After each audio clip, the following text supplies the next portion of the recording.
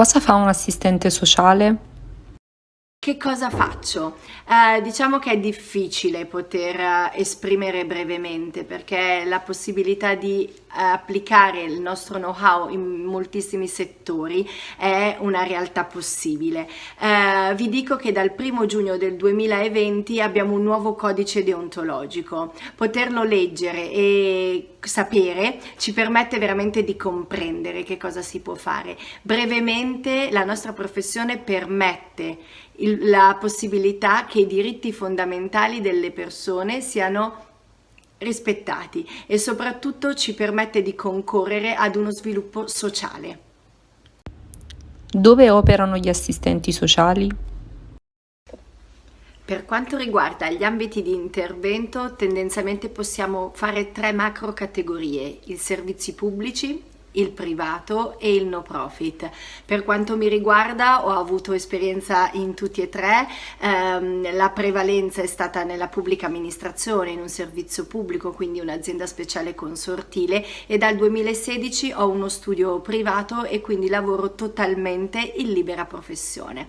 Ovviamente, come in tutte le cose, è importante cucirsi l'abito addosso ed è importante che voi poi troviate la vostra nicchia di competenza. In Italia in questo momento, per esempio, l'assistente sociale all'interno delle scuole è un settore totalmente inesplorato.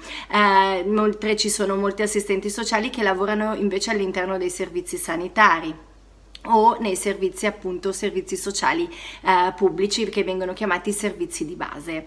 È importante dal mio punto di vista lavorare in equipe. La solitudine mette sempre in difficoltà. Poter avere un'equipe, seppur noi manteniamo l'autodeterminazione e la responsabilità individuale in nostra scelta e decisione, ricordiamoci l'importanza della componente valutativa e dello stare sui dati. Lavorare in equipe è arricchente da un punto di vista relazionale, da un punto di vista disciplinare, e tanto di più per me l'integrazione dei saperi è fondamentale. Quindi poter lavorare in un'equipe dove si incontrano e anche talvolta si scontrano professionisti diversi per un approccio metodologico che può essere diverso, ma imparare ad integrare per poter aiutare le persone nella loro complessità. E il suo programma o carico di lavoro? Può descriverlo? La grossa differenza tra lavorare nel pubblico e nel privato è per esempio la possibilità di scelta del proprio utente, termine usato nel pubblico, cliente usato nel privato, quando sappiamo, il codice deontologico anche ce lo dice, che noi dobbiamo nominare le persone.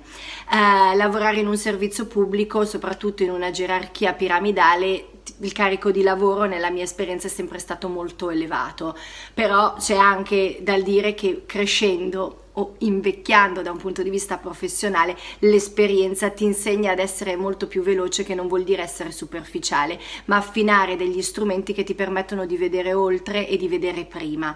Lavorare nel privato invece ti permette di monitorare in qualche modo il tuo carico di lavoro, poterlo scegliere, poter sentirti competente e coerente nei confronti delle persone, e quindi il carico di lavoro può essere più modulabile. Ovviamente la differenza è se uno decide di lavorare a part time, quindi tot ore la settimana, o full time. La differenza tra il pubblico e il privato è che nel pubblico tu sai quando devi in qualche modo entrare, uscire, gestire il tuo orario lavorativo. Nel privato è una competenza che si deve imparare, perché stare dietro alle richieste continue dei clienti ti può sollecitare anche un overbooking, quindi una fatica lavorativa. Attenzione in entrambe le situazioni di non rincorrere nel burnout. Quali sono le competenze più importanti che un assistente sociale dovrebbe avere? Io ricordo sempre che tra la teoria e la pratica c'è di mezzo l'esperienza, quindi questo vuol dire che le caratteristiche necessarie per fare il nostro lavoro sicuramente partono da attitudini, caratteristiche caratteriali, ma molto lo si impara dall'esperienza. Sicuramente non possiamo dire che tutto il background universitario c'è sufficiente, sicuramente, come in una buona costruzione, sono le fondamenta e queste devono essere solide, quindi studiare sempre con attenzione, valore qualsiasi sia la materia. Le caratteristiche che io ritengo essere fondamentali sono l'empatia, la comunicazione efficace, l'ascolto attivo e una chiara identificazione dell'area nella quale noi vogliamo lavorare e di quello sapere il più possibile. Quali sono i tratti caratteriali più importanti che un assistente sociale dovrebbe avere? Le caratteristiche più personali che uno dovrebbe avere per condurre questa professione è sicuramente la capacità di parlare, quindi l'eloquio, la capacità di rimanere in silenzio e di ascoltare, la capacità anche ironica, a volte di saper sdrammatizzare senza mancare di rispetto anche in situazioni molto faticose. L'altro aspetto è non bisogna aver paura di lavorare, quindi di farsi carico di intensi pesi lavorativi e soprattutto ci deve essere la passione, e la passione nella vita, la passione per il proprio lavoro, la passione per poter essere anche un piccolo tassello che può aiutare e non essere onnipotenti, questo è un altro aspetto, ma poter fare la differenza in quel preciso momento per la vita di quelle persone. Com'è stato il suo percorso accademico fino a quando non è diventato un assistente sociale? Io ho avuto la fortuna di sapere, di voler fare l'assistente sociale perché in qualche modo io lo sono, quindi questo confine tra l'essere e il fare che è molto difficile da delimitare.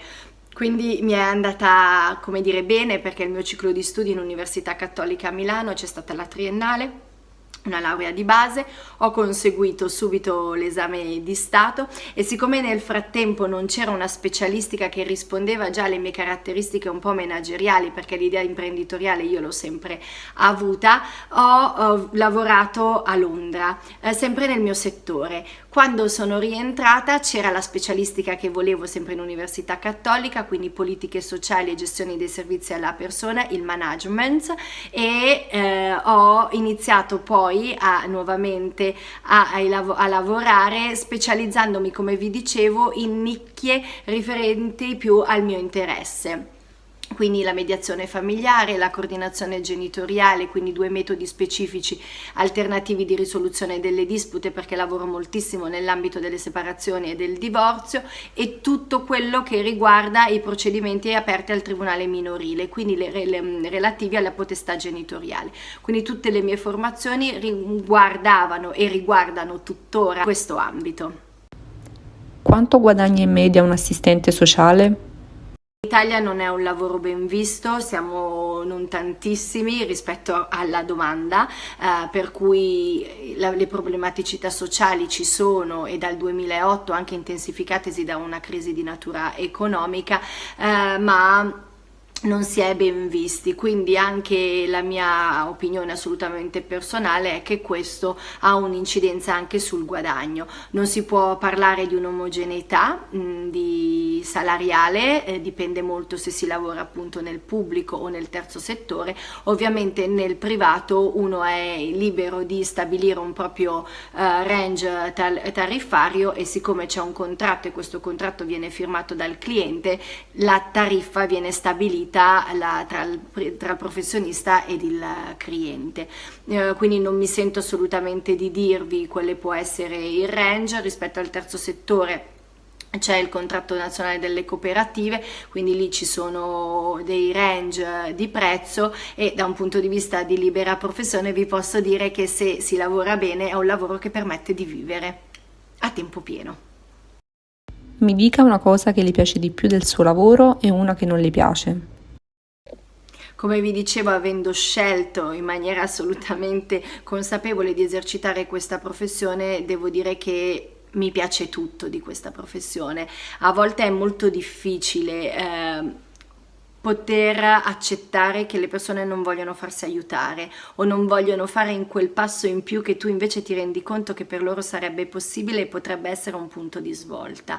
A volte, come nella medicina, in cui non si ricorre all'accanimento terapeutico, dovremmo impararlo a fare anche nel nostro settore, a dire: questo è il massimo che si può ottenere in questa situazione, e quindi questo potrebbe essere l'aspetto dolente.